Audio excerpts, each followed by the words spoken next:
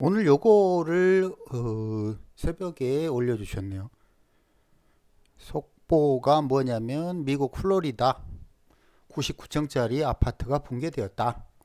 그 시간은 이거인데 아마 저기 을축시 혹은 병인시 둘 중에 하나다. 99명이 실종되었다. 뭐 이런 내용이에요. 그래서 우리가 도대체 왜 이런 일이 생겼나 한번 분석을 해봅시다. 물론 골프를 못 치는 이유가 뭐 수만 가지래요. 근데 마찬가지 명리를 분석할 때 뭐 여러 이유를 원인을 설명할 수 있는 방식이 수만 가지는 되겠죠. 달리 표현하면 이혈령, 비혈령 이런 개념이고 예를 들어서 아니 왜 이 시간대에 다 저기 그 뭐 그런 일만 일어나 뭐 이것저것 모든 일들이 다 발생하지 당연하죠. 다만 이런 방식 이런 분석을 통해서 이런 물상들이 이런 에너지를 만나면 발생하는구나. 이런 정도로 이해를 하면 되겠죠. 근데 우리가 먼저 분석하기 전에 요걸 한번 이해를 해보자고요. 뭐냐면, 자, 이렇게 삼합 운동을 하는데, 인오술 이렇게 치자고요. 인오술 삼합 운동을 하는데, 그 나머지 부분을 뭐라고 그랬냐면, 해자축이라고 그랬죠. 해자축. 자, 그런데 요거를 건물에 비교해 봅시다. 건물. 인에서는 건물이 아직 없어요. 단지 건물을 올릴 거야 라고 공지만 한다고 공지. 그래서 아파트가 척척척척척척 올라가요. 여기 5화에 가면 드디어 건물 완성 이렇게 되는 거죠. 그래서 미토에 가면은 자꾸 이제 완성한 후에 사용해 보니까 하자가 발생해요. 그래가지고 세월이 흘러서 여기 유금에 가면 이제 점점 이 땅을 버리고 어디로 갈까 아니면 그냥 어, 포기를 해버리고 낡은 대로 그냥 쓸까 이런 상황에 처해지죠. 그래서 술토에 이르면 어떤 상태가 되냐면 원래 여기 오화에서 그 화려했던 외형들이 그냥 흔적만 남는 흔적. 그렇다고 무슨 다 허물어지는 이런 상태는 아니고 그래도 나름대로 뼈대가 있는 이런 상태를 말해요. 근데 해수에 이르잖아요. 그 뼈대가 있는 모양이 자연스럽게 막 허물어져요. 허물어져. 그러면 뭔가 지저분하겠죠. 그죠? 그래가지고 그 상태로 폐허가 되어 있다가 축토에 가면 무슨 짓을 하냐면 그 땅을 이 폐허가 막 이렇게 뭐가 막 쌓여 있고 뭐 지저분한 모양을 이렇게 골고루 다져요. 축토에서는 평평하게 하다예요. 평평. 뭐 물론 축중 개수가 있죠. 균형을 맞추다 이런 뜻도 있으니까.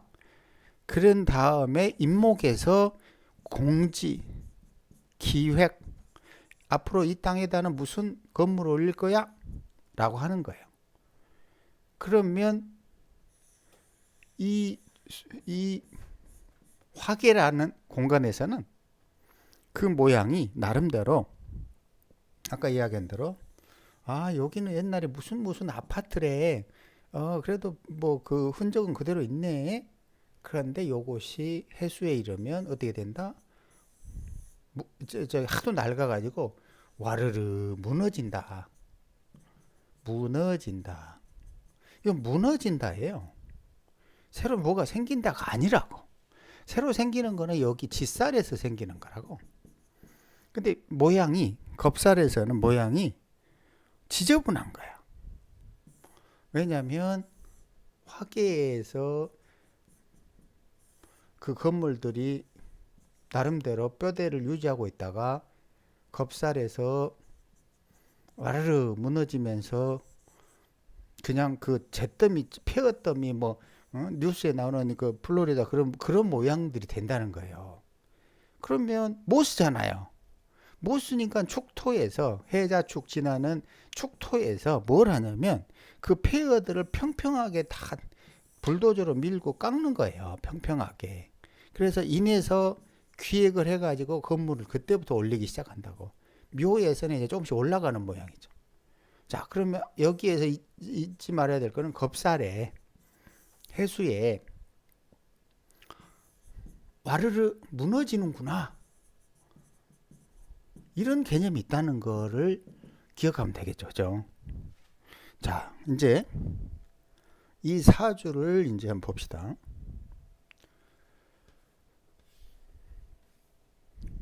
자, 축년이에요. 축년. 그런데 갑 이런 진토가 오잖아요. 축진 이걸 뭐라고 해요? 진축 파 이렇잖아요. 파. 파는 무언가를 개량하는 거예요. 개량. 오래된 땅을 개량 뭐 재건축 재개발 이런 뜻이에요. 근본적으로 땅 자체가 개량되는 모양을 가졌죠. 그런데 특히 신축이죠. 신축. 그런데 지금 갑오 이러니까는 신이 갑으로 새로운 모양의 갑은 새로 생기는 올라가는 건물이죠. 탄생을 뜻하니까. 그죠? 그런데 갑오월이 중간에 끼어 있어요. 그러면 물상으로 보면 갑이니까 어때요? 어떤 갑이죠? 하나가 아니라 아파트들, 그렇죠? 아파트들 이렇게 되는 거죠. 그리고 축진파하는 과정에 오축탕화가 발생하죠. 무언가 이 중간에 그러니까 무슨 말이냐면 분명하게 갑진과 신축이 이렇게 모양을 바꾸고 이렇게 파작용을 하니까 땅을 개량해서 새로운 물건 건물을 올려야 되는데 그 과정에 중간에 갑오가 끼어 있다? 이게 무슨 역할을 하는 거지? 그러면서도 오축으로 탕화작용 갑작스러운 사건 사고라고 그러지. 그래 폭발의 사건 사고 그리고 폭발력이라고 그랬잖아요. 분명히 계량은 계량인데 무언가 중간에 오축으로 폭발하는 문제가 있다. 그런데 그 갑과 갑이 이렇게 계속 위로 한 동이 아니고 여러 개가 올라가 있다. 그렇다면은 이 축진파의 계량작용이 무언가 중간에서 갑오에 의해서 붕괴했다. 이렇게 되겠죠. 우리는 모르지만 분명하게 붕괴 원인에는 여기에 오축의 탕화작용이 발생했다. 그래서 내용을 보니까 무슨 그 주변에 무슨 공사를 한다고 그러네. 공사. 그것이 뭐 장기 공사로 그게 붕괴 원인이 아닌가. 그러니 무슨 말이냐면 갑을 세우는 과정에 요 갑이 축진파하면서 탕화작용으로 이것들이 무너진 게 아닌가 이런 얘기를 하는 거죠. 자, 그리고 이 구조에는 뭐가 굉장히 강하냐면 이 시간대에 축은 사유축이죠. 그죠? 사유축. 그러면 보세요. 임묘진은 뭐라고? 임묘진의 인은 아까 말한 대로 오래된 건물이 와르르 폐허처럼 변하는 이런 거라고 그랬잖아요. 인 하나, 둘, 셋 이렇게 돼 있어요. 거기에 임묘진도 있어요. 뭐 을축이라고 봐도 상관이 없어요. 갑을 다 있어요. 진, 임묘진이 다 있어. 내가 소위 말하는 저승사자라고 하는 에너지들이 다 모인 때라고. 그렇죠? 무언가 이런 에너지들은 와르르 무너질 수밖에 없는 속성을 갖고 있는 거예요. 그런데 내용을 보니까 그 아파트들이 굉장히 오래됐대요. 굉장히 오래됐고 뭐 안전 검사를 했는데 문제가 없다고 판단했는데 바로 그 다음날 허물어졌다고 그런 얘기 나오더라고요. 근데 어떻게 검사했는지 모르겠지만 하여튼 이 에너지 자체로는 분명하게 붕괴 이런 의미를 갖고 있는 건 틀림없어요. 그죠?